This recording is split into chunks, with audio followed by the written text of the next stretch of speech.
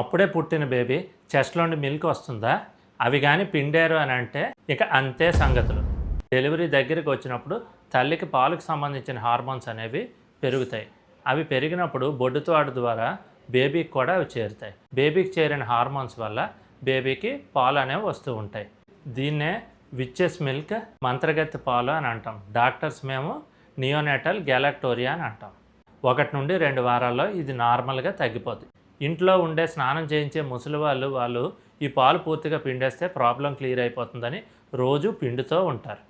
ఇలా పిండడం మాత్రం అస్సలు చేయకూడదు. ఈ బేబీకి అలాగే చేసే మ్యాస్టైటిస్ అనే ఇన్ఫెక్షన్ వచ్చింది.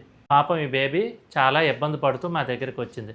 మేము యాంటీబయాటిక్స్తో ట్రీట్మెంట్ చేసి ఈ చీమ్ అనేది తీసి ఇన్ఫెక్షన్ని క్లియర్ చేసాం. చెస్ట్లో గడ్డలు కట్టడం లేదా ఎర్రగా అయ్యి నిప్పులంతా వేడిగా అవ్వడం, చీమ్ లాంటివి రావడం, బేబీకి ఫీవర్ రావడం, ఈ 4 లక్షణాల్లో ఏది ఉన్నా వెంటనే దగ్గరలో ఉన్న చిన్నపిల్లల డాక్టర్ దగ్గరికి వెళ్ళండి.